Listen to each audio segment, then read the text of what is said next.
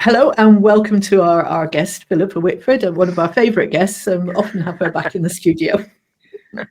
And, thanks very much, Fiona. Lovely to see you. And there's so much going on just now in the world of politics. We thought, let's get somebody who's been involved, so has a perspective, but is also stepped out of it, so maybe has a slightly different perspective. Perhaps that's a good place to start, because you've just retired. We predicted that you would find yourself busier than ever. Has that turned out to be true? Well, I've had a few other things going on, personal illness and family illness with my mum, so that has limited me. But yes, I'm out on the road, doing talks on Gaza, talks on the wellbeing economy, talks on Scotland, a European nation, a talk you've had before online.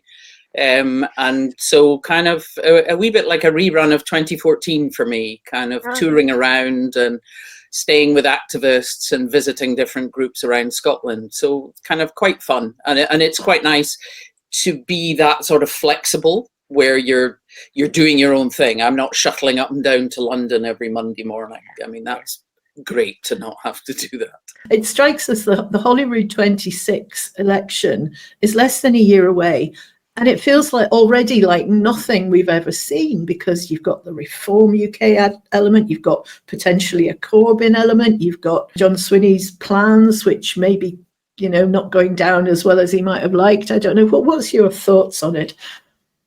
Well, I think I would agree with you that there's far more moving parts than we've had in the past with reform. I mean, I can't help but describe the threat of reform. There's absolutely nothing about reform from the corrupt Nigel Farage down that I find very acceptable. I find it quite frightening.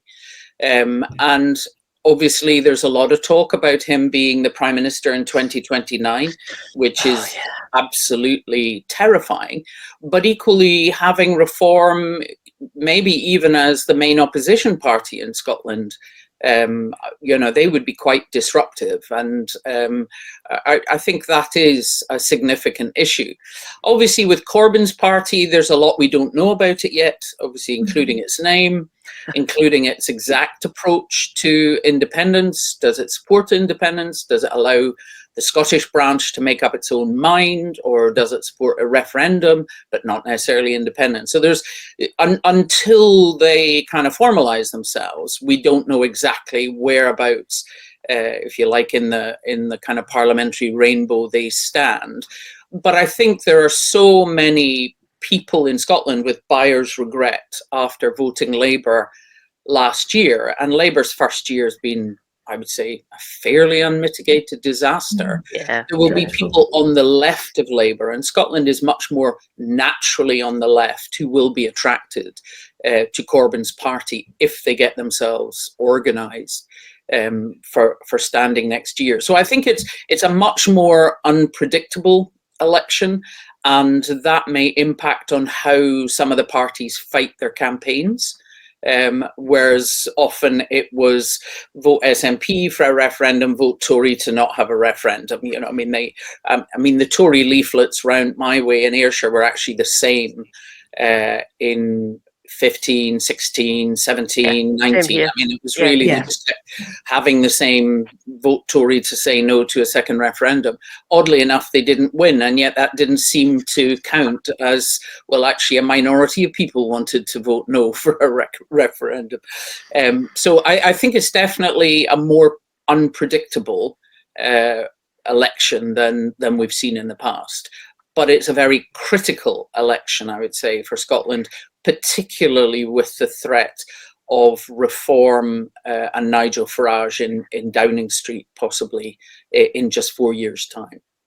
That is just a horrifying prospect, isn't it? I mean, people who are swithering about independence, that might be the straw that breaks the camel's back. Yes, although we thought that for Brexit, didn't we? And then we thought that for Boris Johnson. And I was about to say that, Marlene. I think you always need shade and light. So I think it is important to highlight that the UK that exists now, and may well be the UK that will exist in 5 years' time, is nothing like the UK that people voted to stay in 2014.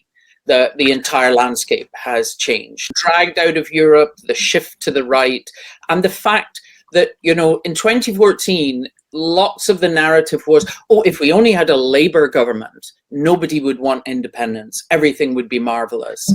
And that chimera has turned to ashes. So, you know, I think you need that, but you also need a vision of independence. How would being independent change people's lives? And I think that's where the discussion around well-being economics really comes into its own.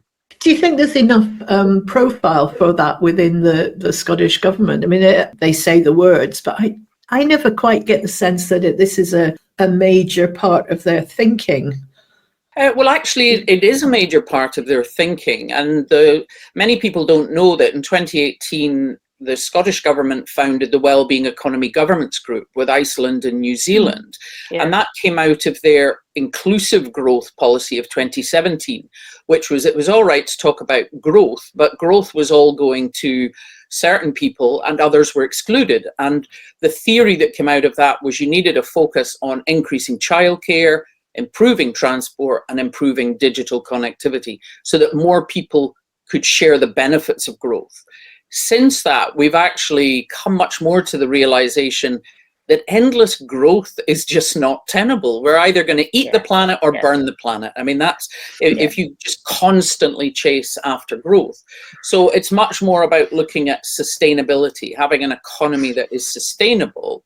And what the Scottish government did set up back then was the wellbeing framework. So it's in a lot of our policies. And what you see is a lot of Scottish policies are absolutely about wellbeing, whether it's the baby box, the Scottish child payment, free university, free personal care, free prescriptions. All of these things, are about improving the well-being of everybody who lives in Scotland.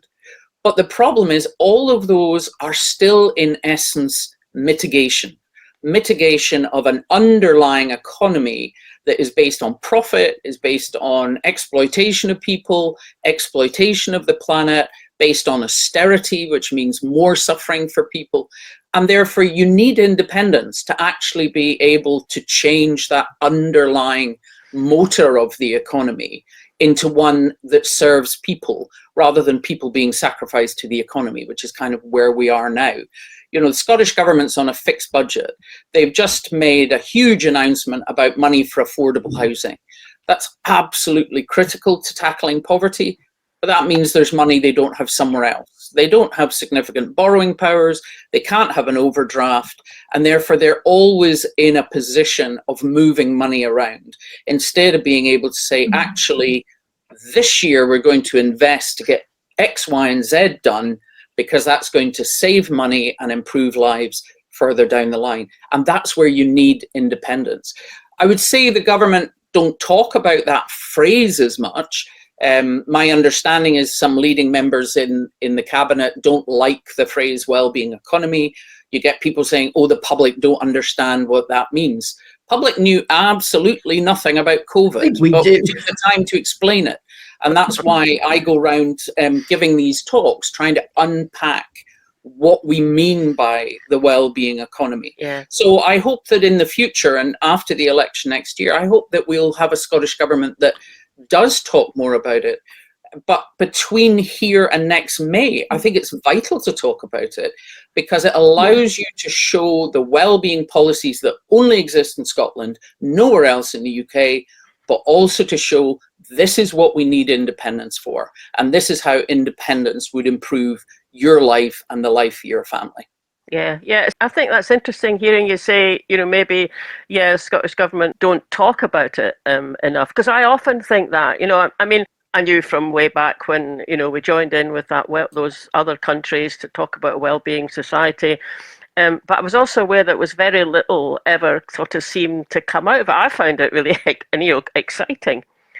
Now, I know there's always the big problem that how do you get the media to pick that up and report it, put it on people's TV screens and talk about it, in a fair kind of way. But I still think that with that and other policies, somehow or other things that the government could be shouting from the rooftops is just a bit I don't know, a bit muted. I mean, I thought that about doing away with peak fares for the trains.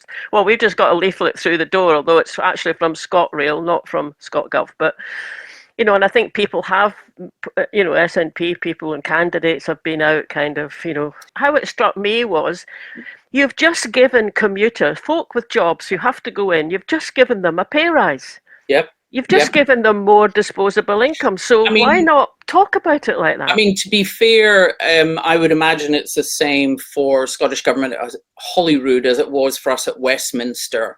Team at Westminster would put out several press releases a day and they would just go nowhere. They just wouldn't cut through. And so that was the importance. I mean, people often say, oh, the SNP politicians shouldn't go on the BBC, shouldn't go on Question Time, shouldn't go on Politics Live. But actually, these programmes get into living rooms. And often debating on these shows is the only opportunity we get to speak to the public. On top of that is obviously through social media, and particularly if we've spoken about something in Parliament, is then sharing that. But there's no question that independent supporters, the Scottish Government, always have to go round the media. The media, particularly in Scotland, is an absolute barrier. And it was very obvious during COVID, where BBC Wales would celebrate some achievement of the NHS in Wales. And almost the same narrative, where maybe even Scotland was outperforming, if it was covered at all, the headline would have a framing that was negative. And I've seen that over and over and over again, that either a good story isn't covered, or in some way the headline on it is framed to make it a disaster. So there's no question about that, but it is definitely the case that I don't think enough time and trouble was taken to talk about the wellbeing economy to the public over the last kind of 7 years since that became Scottish Government policy. But also then there's been a cooling on that even over the last couple of years with the Scottish Government, that I think there are people in the Cabinet who are not comfortable with that language, and therefore they talk about the individual policies. Now that's all well and good up to a point. The Scottish child payment is fantastic. Scotland's the only nation in the UK where child poverty is predicted to fall.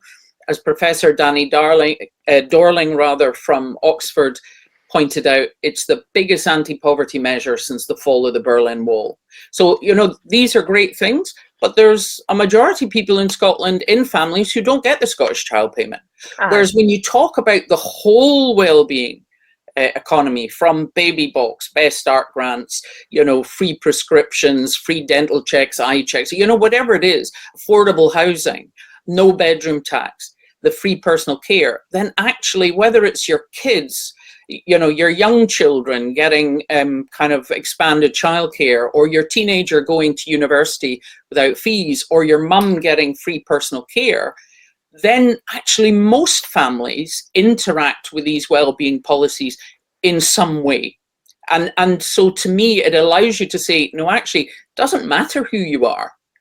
If you are this age to this age, if you have family from this age to this age, you are gaining from Scotland's unique wellbeing policies. And that's why I feel the package and approach is much stronger. But then it also shows you, we don't have a living pension. The UK pension's 29% of average earnings. In Europe, the range is usually about 70 to 90%. We can't change that. We can't set the real living wage, as opposed to the pretendy living wage, as we called it in Westminster, as the minimum. So, actually having powers over, setting that people must be paid fairly. Our taxpayers' money is used to support people who work but are not paid fairly. That's not actually supporting them. That's actually supporting a company who is exploiting their workers. The people in Scotland pay the highest standing charges for their electricity bills, and yet the north of Scotland is covered in windmills and pylons and is the coldest part of the UK. We have immense renewable energy resources. But without independence, we don't control them.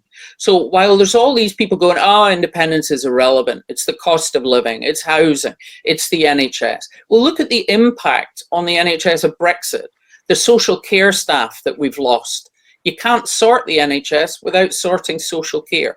So to me, that whole holistic approach to kind of, this is the kind of society we envisage, allows you to talk about the best you've done with devolution, what you could be doing if you had the full powers, including the ability to not have more than half of your tax take controlled by somebody else, as well as the ability to borrow to build the infrastructure you need, whether that new schools, new hospitals, dualling the A9, or broadbanding every house and business in Scotland. Those are things you can do when you actually have complete power over your economy, your government, your finances, your currency, etc. Do you know, the SNP should get you to write their campaign material. That was brilliant. That was it. It is brilliant. And, you know, one of the things that Fiona and I chat about ourselves, but also we hear other people saying something about along the same lines is more, you know, we'd like, especially given that we're in the run up to Holyrood next year, Holyrood election, that we'd like to see the Scott Gov just picking a few fights with people, you know, not being Mr. Nice Guy. And I do mean John Swinney, actually. I have a lot of respect for the man, you know, and he's an honourable kind of politician, but I'd just like him to pick a fight. Now, you have to choose your fights, right? So you choose one that, you know, there would be benefit from. I mean, the obvious one that always comes to our mind is energy. I mean, for some of the reasons that you've just outlined, you know. And in a way, even if you pick a fight and then, you know, you don't kind of win it, but you've actually got a lot of air and a lot of space on, you know, TV, media, whatever. And even if in the end it's, well, that can't happen because Westminster controls it, that, in a way, that's still a win, isn't it? Energy by itself is almost the single biggest argument, you know, on its own for independence. Yeah. People don't realize that our generators, so like our wind farms, tidal, you know, whoever it is that's wanting to put electricity into the national grid, and I mean the UK grid, they pay 10 to 15 times the rate of a generator in the middle of England. And if it's a generator in the south of England, they actually get paid to put electricity in the grid. So our generation end is handicapped by that. Then you have at the other end, our consumers are paying more despite living in the coldest part of the UK.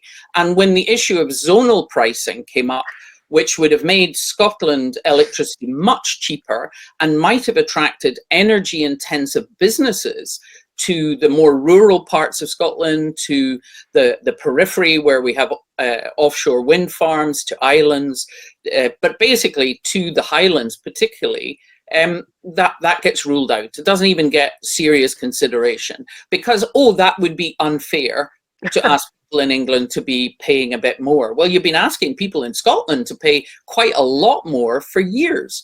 Over 40% of households in Scotland who are struggling with their energy bills in a place that has the oil, the gas, the wind, no shortage of wind and tidal potential, but we don't control those resources. So, you know, I think picking some of these things and unpacking them for the public, whether within the wellbeing economy narrative or on their own in specific leaflets or papers, certainly allows you to see, here's what we've done, but here's what we can't yet do. And that's why we need independence. And it's a thing that would make a difference to you and your family. Yeah. Just to mention Danny Dorling earlier, but Fiona and I were we went over to the Festival of Politics event where he was speaking. It was great, really, really enjoyed it. I was in the Conservative front bench, unfortunately, but there you go. We got a better view. We got a better view. But, you know, one of the things, I mean, it was really good event. And of course, the Scottish Child Payment was mentioned. He talked about that quite a lot. But at one point towards the end, he was talking about how you make change and how you kind of bring that through in terms of social change. And two of the things he said was, well, but people have to care and they also have to be angry. he didn't mean the kind of anger that we're seeing on the streets with Farage, I suppose. He's not talking about that. He's talking about the kind of anger, and of course the example he used was an Aaron Bevan, who was just angry at what had happened to his family in terms of health or lack of health measures. So that just really kind of struck a key with me, because in a way what you're talking about would be fantastic. The facts are all there, but do we care enough, and are we angry enough about it? That's what I mean about, obviously the Barack Obama Hope campaign, and there were lots of people in 2014 saying, oh no, we only need a positive vision, we don't talk about negatives. But actually you do need dark and light. You need to show, here are issues that make it worth getting up off your bahookie and going and changing something.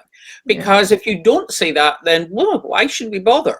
And as you say, you have to care, and that involves caring about putting in the energy to make change for yourself and your family. Now, most people naturally do want to do that. They try to get a better job, or they try to get a more secure house, or whatever it is, for the benefit of their family. So that's why I think that is quite a strong narrative. But you also have to care about the other people around you, in the sense of, I don't think most people in Scotland would be attracted to the idea of living in a posh gated community, getting in their car and driving through a completely dead town with people living in cardboard boxes.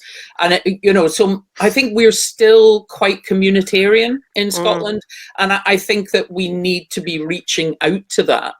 But the one of the key issues is also, in the end, it all comes back and lands in our lap.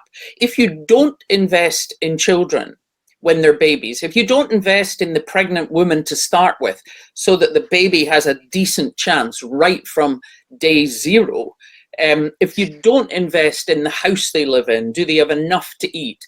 Is the air clean around them? Is it safe to walk to school? Then you will be picking up the pieces for the rest of their lives. And I remember when I was at Westminster, I was vice chair of the Health and All Policies Group.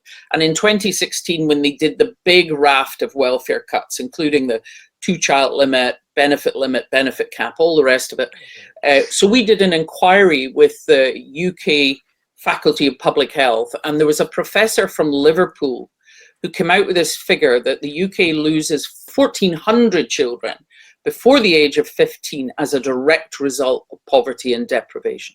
Now, that's the size of a secondary school. Can you imagine if the roof of a secondary school was collapsing every year and killing that many children? Wouldn't we do something about it? And it's multifaceted. It's miscarriage, it's low birth weight, it's prematurity, fetal alcohol syndrome, house fires, road accidents, addiction, violence, suicide. All of these things that kill our young people are heavily associated with poverty and deprivation. And that's very much why the Early Years Collaborative involving Sir Harry Burns put such an emphasis on that beginning of life. Because if you spend the money there, they have a much better life, and you're not putting them in prison or picking up the pieces later on. And the thing is, the Scottish government gets that. To their credit, they get it. Westminster doesn't get it. And we now know that whether it's Tory or Labour, and certainly there's no chance with reform, there's nobody in Westminster who is going to recognise that you must invest in children for them to have a better life than we have necessarily had, but also so that they reach their full potential and contribute to our society, and indeed even contribute to our economy if that's your focus. But it's trying to get that recognition that you need to invest in children. And the Scottish government do try to do it. But as I say, if you don't control your budget, you're always trying to balance every year. So actually, you're doing things that are just a sticking plaster, where if you had full powers, you would fix the underlying problem. You wouldn't keep putting fresh tarpaulin on the roof. You would actually retile your roof. Yeah. There were two things that Danny Dorling said at that event that have stuck in my mind. And one was that, I can't remember the percentage, but he quoted the percentage of babies in Oxfordshire who've never been washed in anything but cold water, because if you can't heat your house, you're not going to wash your baby in hot water. And I mean, that was just such an image in current day, Oxfordshire. But the other thing that really struck me, he said already the Scottish child payment is starting to show a difference in the height of our children. And the English child mortality figures are going up, where our children are getting taller because of the decent nutrition. I mean, these are fantastic measures. I mean, that's fantastic if there's research showing that already, because certainly over the last 15 years, because of austerity, the height of children in the UK had gone down. Now, often Scottish children were shorter to start with.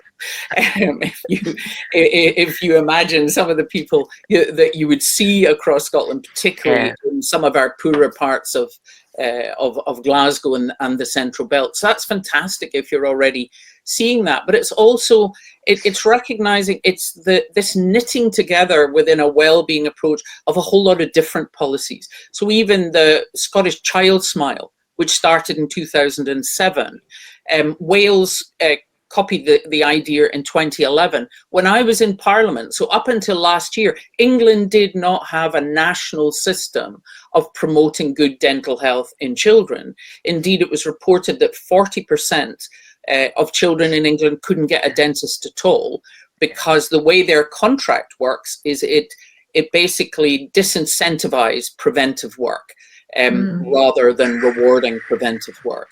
And what we saw was, while we started with much poorer dental health in Scotland because of poverty and deprivation, you saw things like caries and so on really plummet in Glasgow, and good dental health starting to kind of rise up to the rest of Scotland. And I remember going to an event when I was first at Westminster in the House of Lords. It was about dental health, and I thought, I'll go along and fly the flag for Child Smile. There was a dentist there with a bag of teeth. She said, "This is a bag of the teeth I have removed from children today." Oh, it is the biggest cause of child admission to hospital is full dental clearance. And so she was just going on and on and on about Child Smile in Scotland. So I didn't need to say anything. But when you look at the fact that through the Scottish Child Payment, the Scottish Government will invest £20,000 in every young person in a low-income family up to the age of 16, that's a game changer.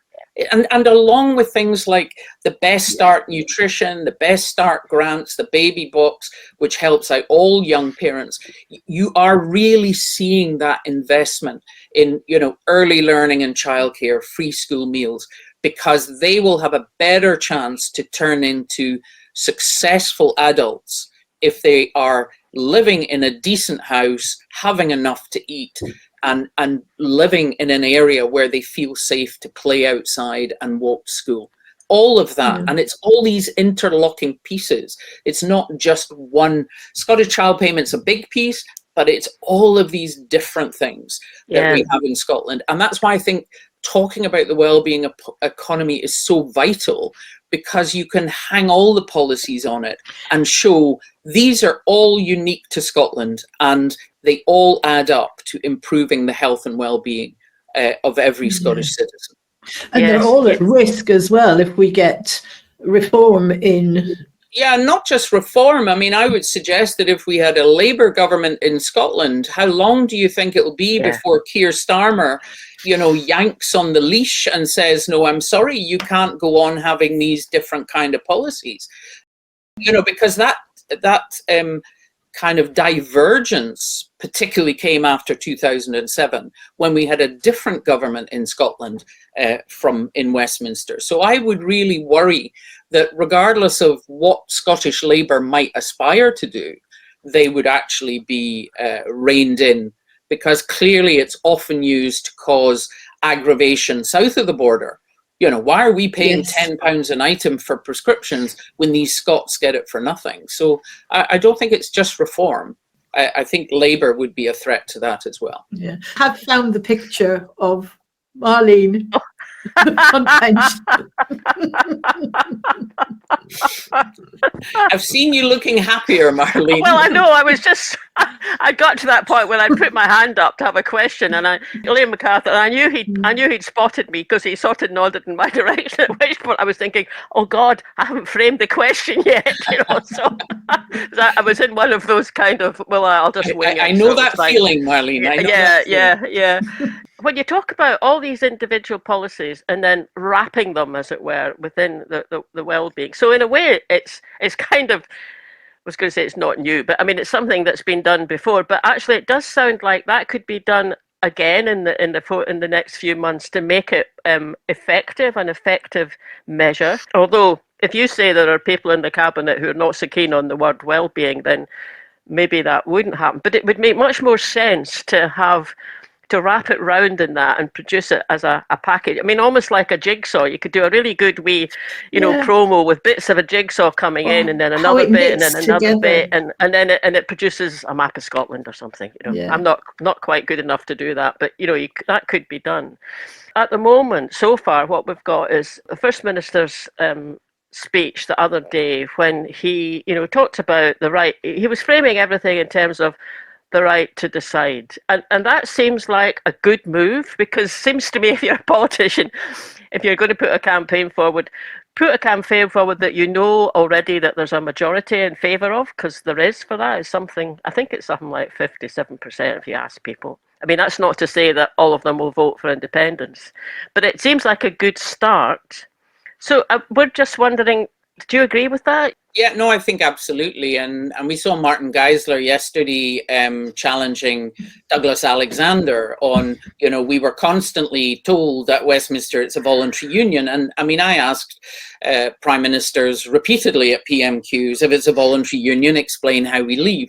So, I mean, I think, what the paper does, and I don't know if you've looked at that was published after John's speech about the right to decide, it shows that there was this broad acceptance of the claim of right from 1989. Yeah. It quotes people like John Major, Margaret Thatcher, David Cameron, that Scots have the right to decide. Now, we believe that in Scotland, sovereignty lies with the people. And so I think it is a very good place to start, because even people who may not yet be convinced, or maybe are convinced they don't want independence, may feel, well, actually, we need to clarify this, because otherwise it's going round and round. For me, as I said earlier, I feel the landscape of the UK is utterly different from what people voted to stay in 2014, and therefore we should have the right to make that decision again. I think it is actually a good starting point, and the paper has quite a lot of quotes in it from politicians across the board, including people in the Better Together parties, the Smith Commission, etc. So I think that is a good place. We believe in the sovereignty of the Scottish people. Now, what I often say when I'm finishing my talks about independence, if those who already believe in independence, believe in the sovereignty of the Scottish people, we also have to accept there isn't a trick or a shortcut to this. You're not going to get this with 49% that somehow looks something different when you turn it into seats or whatever else. You actually have to have the support of the majority of Scots if you're going to change the constitution and become independent. To me, that is critical. And so people say, we need to just spend even more years talking about process. Well, I find that boring. I think most people find it boring. It just is lots of people arguing with each other. We need to get back to focusing on the why and the vision. If we'd had 9 years in Westminster with a consistent majority of Scots at our back, we'd have had a much louder voice. Whereas if you're only looking at polls, it goes up a wee bit, then it goes down a wee bit, it flicks backwards and forwards, it's borderline. So the lawyers, the constitutional people, etc., can look at all the routes that can get us legally to independence, whether it's a referendum, whether it's a de facto referendum, whether it's the UN. I mean, frankly, personally, I don't care. I just want independence. But we can only start that new version of Scotland with the support of the Scottish people. So if we say we respect the sovereignty of the Scottish people, we have to actually respect the sovereignty of the Scottish people. And that's why I'm happy not to be at Westminster and be back on the road, in town halls and church halls, talking to people about the wellbeing economy, about Scotland, a European nation, about what we could do if we were independent. Because as Margot MacDonald said, it's our duty, every single person, not just politicians. I mean, the amount of grief as a politician you get on social media, why haven't you delivered it? What are you going to do about it? Sorry, it's not my job. It wasn't my job. It's not John Swinney's job. It's all of our jobs. And if we did what Margot said, and every single Indy supporter put the energy into converting one other person, we'd already be home and dry. Whereas what we've had over the last 6 or 7 years is too much inward looking, too much arguing about process. Whereas I feel, and I often quoted this even years ago, you look at the fall of the Berlin Wall. I mean, my husband's German. In the end of the day, the people of East Germany and East Berlin just took it down because they decided they'd had enough. And that's what happens when you have the power of a population behind you. The unthinkable can happen. We were in Berlin literally a couple of months after the Berlin Wall came down. We had been in Germany a couple of months before the wall came down, and you wouldn't have imagined it was going to happen. So to me, the power lies with the people, and that's where we need to be putting more of our energy. But it doesn't need to be the same people. People who are good at looking at all the routes to independence legally can be working on that. People like me can just be out and about talking to ordinary folk and saying, why don't you think about this? Why don't you imagine your family, your business, your home, your village in an independent Scotland, and how it would be different and how it would be better? Yeah, that just sounds brilliant. And I mean, we've had a couple of chats with Gordon McIntyre Kemp. It was last year, I think, it was earlier, but he had this idea. Citizens Convention, and it was based on the Welsh model. They took 2 years. Frankly, we were kind of astonished that setup that they had in Wales included asking the question and pursuing, the whole scenario of Wales being independent. Because I thought, well, no way would a Holyrood have set that up. I mean, especially in Wales, given it was done with the help of the Welsh Labour Party. So Gordon kind of picked up, well, I don't know if he picked up on that, or maybe he had the idea independently, but he knew about the Welsh setup. And basically what he was talking about is what you've just said. You go to a wee place somewhere in Scotland, and there's always church halls, and there's always places where you can have a meeting.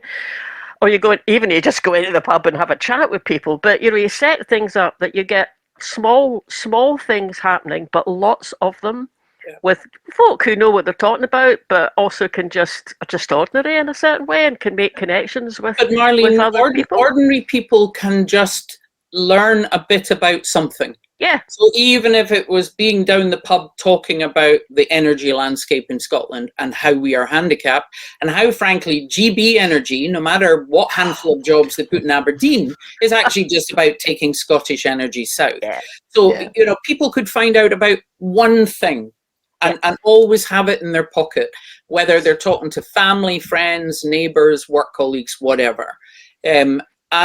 Or they may have somebody that they know who might be a little bit open to be persuaded. And then it's a matter of dropping one pebble at a time. You don't pin them down with their pint and talk at them for an hour. That's what I do in church halls. And then we have another, 45 minutes of Q&A. But different people have different skills. And so whatever it is that you can do to inform yourself, to have good conversations with the people around you, as you say, lots of small things all add up together. But equally, I mean, I'm obviously also doing a lot of talks on Gaza, as you can imagine. And so I'm doing quite a few double headers. I was in Galashiels last weekend, giving a talk about Gaza on Friday and a talk about the wellbeing economy on the Saturday. I'm in Lochaber at the end of this month. I'm in Musselburgh talking about wellbeing economy. I'll be in Oban. I'm kind of, and I'm open to people just getting in touch with me. If you can get together, not just SNP branches. I mean, there's over 200 of them. That's one a week for 4 years. Sorry, that's a waste of my time. Yeah. But if you get multiple branches and different yes groups and Women for Indy and others, and make it a public meeting and organize me a church hall, I'll be there. And my poor hubby Hans will drive me. Holding your handbag. Because that's what I can do. And what I enjoy to do is to unpack that. I mean, I totally agree that there are aspects of the wellbeing economy that the Scottish government could unpack in leaflets, definitely could unpack, as you say, in little videos and so on.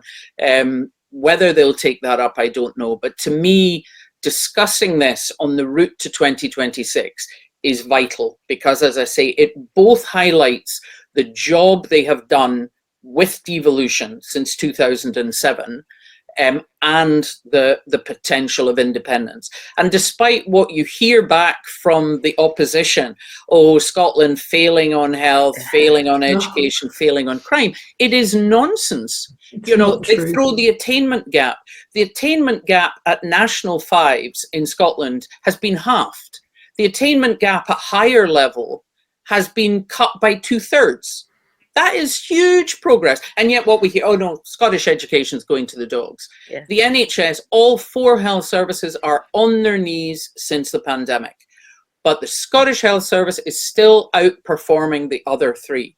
And when then people go, that's whataboutery. I'm sorry, you're fighting an election where you aim to be the government of Scotland and you make all these promises. Let's never mind the promises you're making. If you're Tory, you've been in charge in England for 14 years. If you're Labour, you've been in charge in Labour in Wales for decades. So let's look at what you've actually done rather than what you claim you might do without explaining how you do it. So to me, that comparison of the 3 nations in Great Britain that have been ruled by SNP, Labour and Tory is quite critical to fighting the campaign until next year. Yeah. Instead of just reeling back on the ropes and accepting the Scottish government record's terrible. No, it's not. Get up there and defend it and show the innovative things. The Scottish public have no idea that people elsewhere are paying tuition fees, paying the bedroom tax, etc., because it doesn't get covered in the media. So we have to go out and tell them that, but then talk about these underlying issues of an obsession with growth, an obsession with GDP growth, which is frankly destructive and isn't coming to you and I. It's actually going to billionaires. It's going offshore. It's not helping anybody. The mainstream media, I mean, I think it applies to the whole of the UK, but it certainly applies in Scotland. There's never a context. So, reporting Scotland, or cringing Scotland is what we call it in our house, they'll have a headline or they'll have an item about something. Now, it's not wrong. It's not that they've made it up, but it's never put in context. I sit and shout at the TV and my husband goes, "Shall I just change channel then?" Because let's not do that. How's your blood pressure kind of thing. So, that would be fantastic to be able to do that, to make those, to put things in context and make comparisons. I mean, I knew you were giving talks, but I didn't quite realise the extent to which you're doing that. But it's fantastic. And because it strikes me that somehow or other over the next, 10 months, something like that? Maybe less. We need to do something about getting a momentum going. Now, maybe it'll not be the kind of momentum that they had in the run up to 2014, or even the year after, which must have been the year you got elected, right, when there was all that. There was a general election and there was incredible sense of momentum. So to get back to that seems to me to be, what we need to do, because otherwise, if people stay saying, ScotGov don't do anything, blah, blah, blah, the kind of nonsense that gets kind of said, which is wrong, but I can kind of sympathise with the feeling that's underneath it. But if we don't fill that gap, Nigel Farage will fill it. Well, That's what he does. I mean, these Yeah. narratives are being promoted, and the other narrative, which has been going on much longer, which I think is incredibly dangerous, is all politicians are the same, all politicians are rubbish, because that actually promotes voter disengagement. There's no point in voting; they're all rubbish. Aye. You might as well not bother. And actually, one of the biggest risks in any of our future elections is poor voter turnout, because you can bet your bottom dollar Farage will get his people out, and you will get more extreme groups coming through, and that's obvious whenever turnout goes down. So I think we do need that kind of energy. I mean, Hans and I did 5,500 miles in 2014. I'm not saying that we're going to quite manage that. We're a good decade older and a bit kind of frayed around the edges now. But it's trying to get people talking, and obviously, hopefully, podcasts like this, putting this out, sharing it, getting people talking about it is the best that all of us can do to try and amplify things, but trying to get that buzz, and particularly to make sure people get out of their sofa and go and vote next May, because that is absolutely vital. But yeah, I think bringing the movement back together is really important, and that's why when I am invited somewhere, I say, look, I want you to reach out to the other local parties, Greens, Socialists, and the Yes groups. Try and bring people into the same room, and then let's have this discussion about a vision for Scotland that would really benefit every single person who lives here. Yeah, and that is the reform, and Corbyn, I think, being able to position themselves as kind of the anti-establishment outsider, almost underdog, but stir up a lot of anger. I get the sense that particularly Reform is doing that a lot, as you're saying, face-to-face, in small groups, going out to places, and enthusing people with a message that we would find horrifying, but if it taps into their anger about their situation and promises a magic solution. We saw that it worked for Trump. We can see the results that Farage is having. So somehow linking the positive messages about independence and the current, all the benefits that we've got under those wellbeing possibles, I think is absolutely crucial, because it's the only way to deflect that anger is to say, but we actually are doing something better, and it can get even better. Where the real radical option is independence, not absolutely. I think when you look at the impact on Scotland of Brexit, of the Internal Market Act, of the undermining of devolution, we can't even have a waste recycling system, a deposit return scheme. Just this determination to keep blocking Scottish democracy, and the threat of Farage. And yes, I can understand there are people who, someone is coming up going, they're all rubbish, give us a chance because we'll change everything and we'll make it better. But, you actually have to look at what they've said they will do. We know Farage supports an American-style health system. Have a look at what that would cost you and your family. Never mind free prescriptions. You're talking about paying for hospital admissions. Have a look at what attacking human rights means. Yes, you may think, we get rid of the European Convention on Human Rights and we can kick some people out that I've been told are the cause of all of this. But what does it do to your human rights as a disabled person, as a woman, as someone of an ethnic background, if your human rights are also no longer protected? And what kind of pariah state does the UK turn into if we extract ourselves from the Refugee Convention and various international law pillars? Basically, Reform might like the idea of Fortress Britain, but actually I don't think most people would really want to live in that. To highlight what his policies actually are, because he won't tell people. He'll keep it really simple. Here's an anti-establishment vote. This equals none of the above. You want change. Of course people want change, but the genuine change that could deliver improvement for people who are struggling is to have the full powers, both financial, fiscal, and political, to say this is the Scotland we want to build. And it's totally different from the direction in Westminster, where billionaires have been able to lobby, arms firms have been able to lobby and directly influence policy. Private health companies have been able to lobby and are setting the direction for the NHS in England. That is not the Scotland we want. Yeah. So that's why vision is important. Yeah, the fossil fuel industry is apparently a major donor of Farage as well. So that's what you're getting is in Glasgow last week. I mean, there was a absolute, great example of Farage applying. Well, it's Trump and Steve Bannon's playbook. So they've had people. I mean, presumably they're Glaswegians, well, I suppose. And they're putting saltires on flags, particularly up in Maryhill, and I think that also happened in part of Edinburgh. And a friend of mine, she lives up in Maryhill, and she said to me, "Oh, I got off the bus and it was great. There were saltires everywhere. What happened?" I went, "Well, unfortunately, that was the right-wing Faragists." And at the same time as that was happening, just the same few days, Farage did this speech with a whole set of completely rubbish statistics about how Glasgow was taking in a far higher proportion of asylum seekers, and it was impacting people not being able to get housing, blah, blah, blah. I mean, it was all wrong. I heard it and I just felt sickened, actually. I just thought, that is sickening that Trump's playbook is now happening here, right here in Glasgow, and it's so cynical, isn't it? About doing that as a way to, well, they will win seats for Holyrood. I mean, clearly they will because of the voting system, but hopefully we can keep that to a minimum.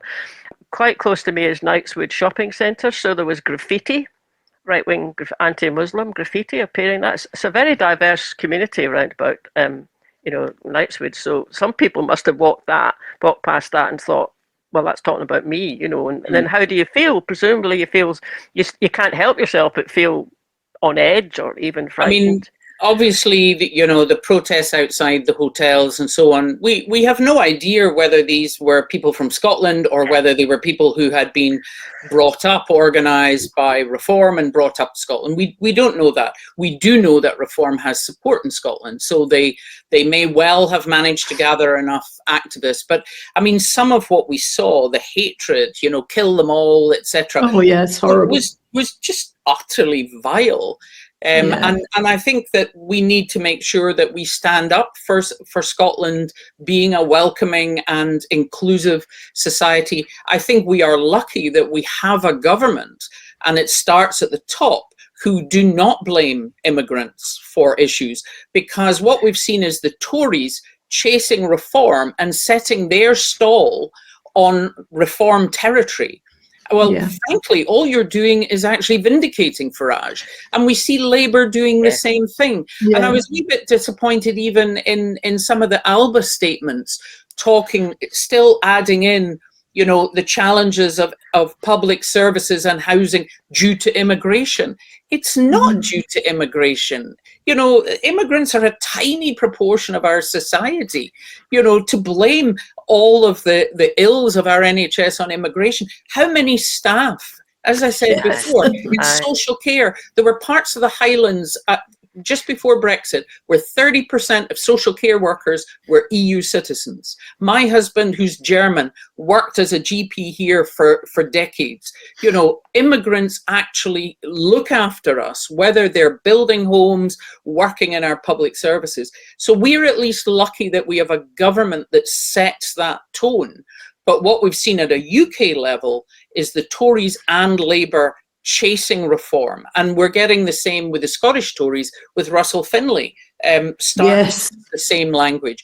And I think one of the dangers is the unionist parties will be glad to see the saltire being used in this Raise the Flags campaign, because they think it will intimidate us to no longer be able to use the saltire. And we absolutely need to stand against that. This was just a still from the march on Saturday, which was fab. This wonderful, great atmosphere as ever. Somebody put a comment saying, so why is the council taking down saltires in Glasgow, but we've got them? You know, which is the good saltire, which is the bad saltire? I thought, actually, maybe they shouldn't have taken them down in Glasgow if there's no association. You know, the fact that it's been put up by somebody, they haven't put their name on it. Why don't we claim it back? But it's an interesting one. After that happened last week, and an acquaintance of mine put a notice up on it's a local Yes group WhatsApp. I'm going up to Knightswood shopping centre. I've got a friend going with me. We're taking a table. We've got leaflets from Stand Up to Racism group, Stand Up to Racism Scotland group. Anyone wants to come, please come. So I thought, well, I'll just go up. And it was like an hour at lunchtime. You know, people respond once. You know, you said what it was for. They were gathering, you know, signatures on a petition to say that they were against, didn't want this to happen. And I think it's going to Glasgow Council. But people were it was very positive. Once most people said, "Oh yeah, I'll sign that. That was dreadful," and so I came away heartened actually, and it was a bit like what we've been kind of saying. It was just a wee thing. 3 women, including me. And then another woman from the same WhatsApp group appeared, and then the chap who's going to be the candidate for the Holyrood constituency came up. He came and joined us. So it was just like WhatsApp, 5 people, and maybe 50 signatures were gathered. And it is just a small thing, but that's what you need, isn't it? Just another one and another one and another one. I think it's important to actually share, you know, take photographs of that, put it on social media, share it, and help to empower other people. If there's 2 of you and a picnic table with your saltire and your petition or your leaflet or whatever, you know, just get on with it. We used to have at the kind of various Brexit voting boards where people could put coloured dots on things. You know, people will come up and say, "What's this about?" And it gives you a chance to engage with people, and that's what all of us need to do. And it doesn't matter what way it is, whatever way you and your pal might feel comfortable doing, or you and your own, or you and a whole group, is just to get out and do it. But we mustn't allow the saltire to be hijacked. I mean, I saw there were some outside the Scottish Parliament where it was a saltire, but then they had something stuck on it that was, you know, send them back or deport them. There was only tiny numbers. There was three saltires and somebody wearing one. And I mean, they're what we got there, mass deportation now, stop the boats. So they're the people saying they're going to protect our women. You know, no, thank you. They don't give a toss about women. They will jump on whatever bandwagon. And I'm sorry, this idea of painting, you know, we had it in the House of Commons. Yes, what happened in Rotherham was appalling, the grooming gangs. But this narrative that they keep coming back to, despite all the evidence of, oh yes, it's Muslim men who abuse the most young women in the UK. That's absolute nonsense. The biggest group of abusers are young white men. So, you know, don't allow them to get away with absolutely talking rubbish and using that to stir up hate.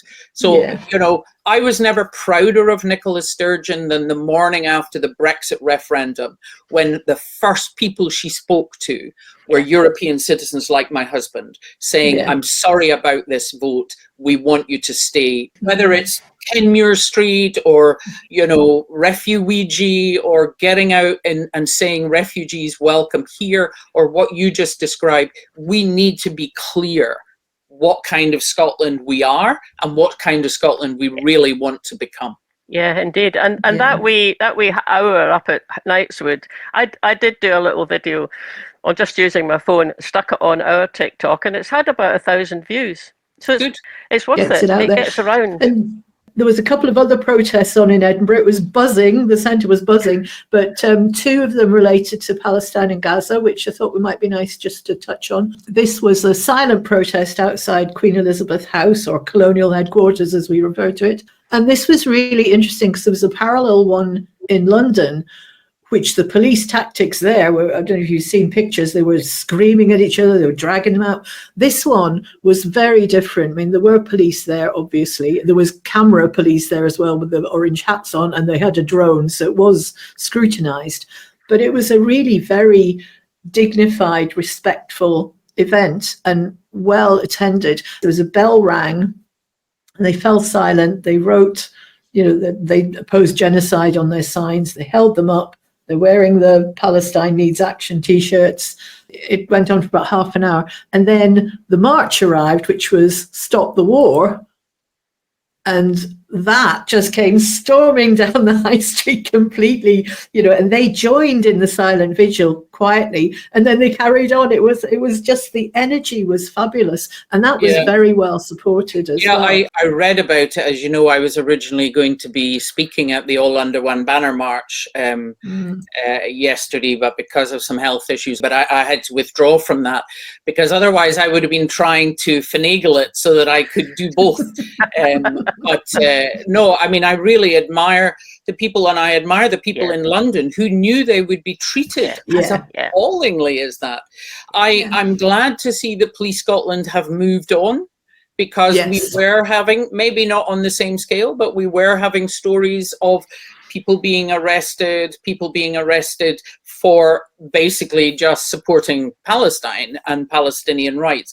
And I was really glad to see Humza write to the Procurator Fiscal's office and say, come on, we need to do something different, because the proscription of Palestine action is absolute nonsense and ridiculous, and is calling the law basically into disrepute completely.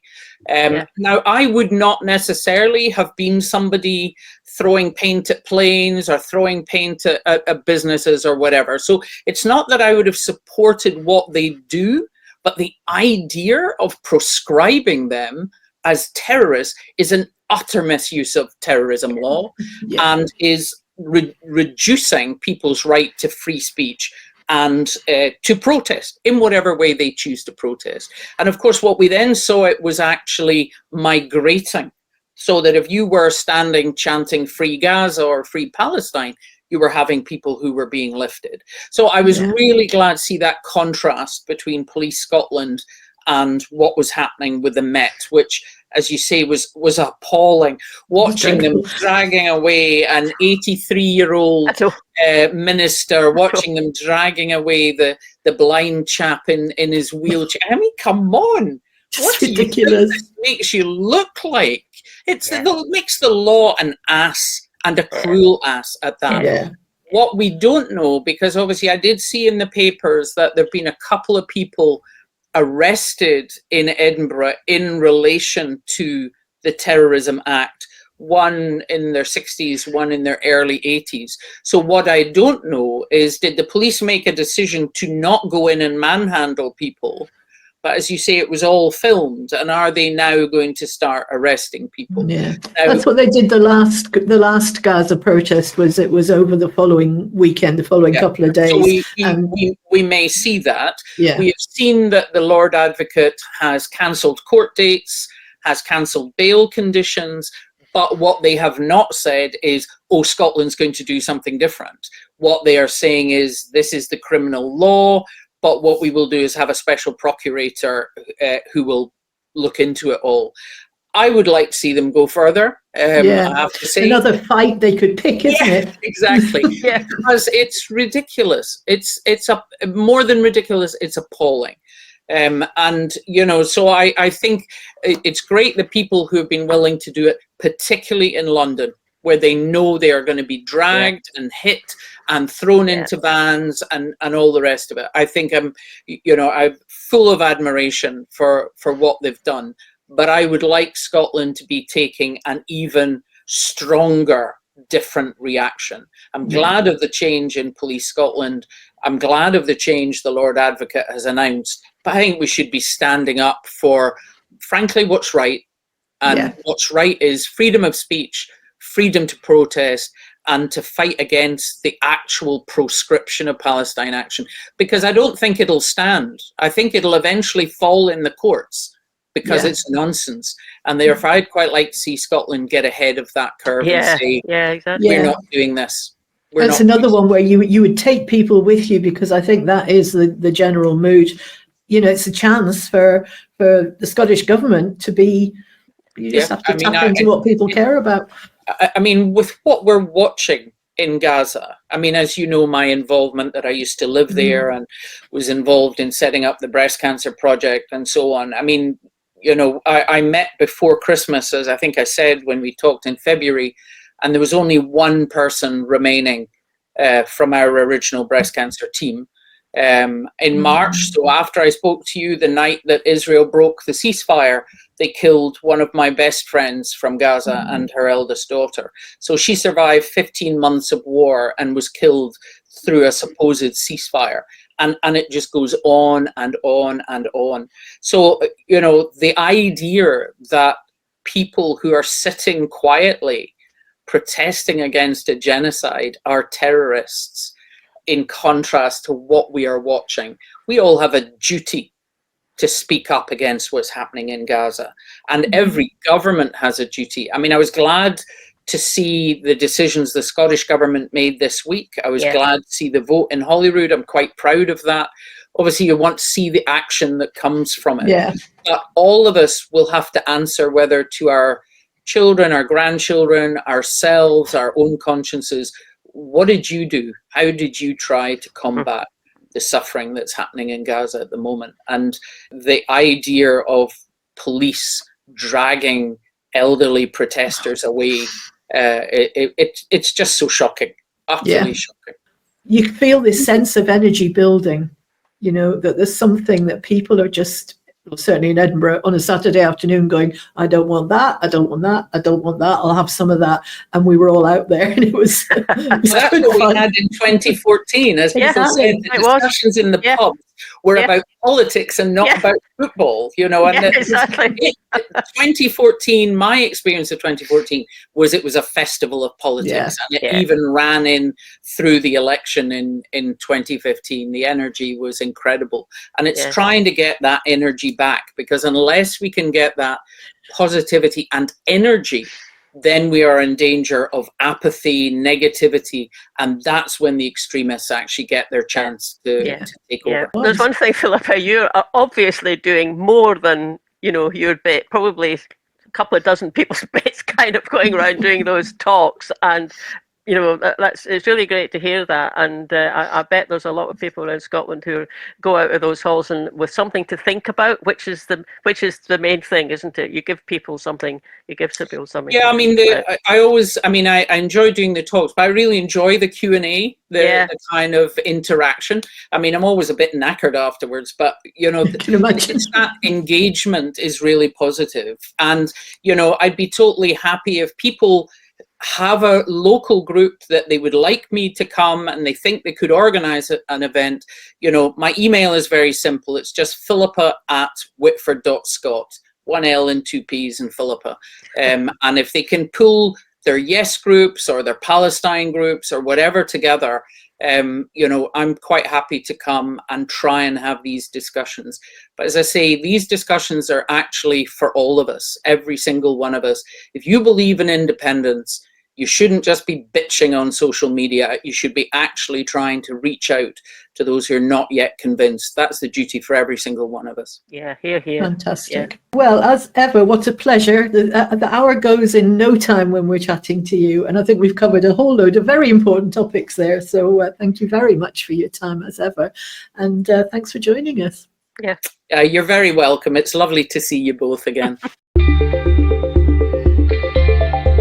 Thanks for listening, everybody. I hope you enjoyed that. If you want to make sure you're following us and subscribe to us, then you get notified every time we put something new out, so you don't miss anything. That would be great. Also, you can click the little bell if you're watching on YouTube. And sign up for our mailing list. You can do that from the website, and we always send one out at the beginning of each month to tell you what's happening. Last but not least, you can buy us a coffee on coffee.com.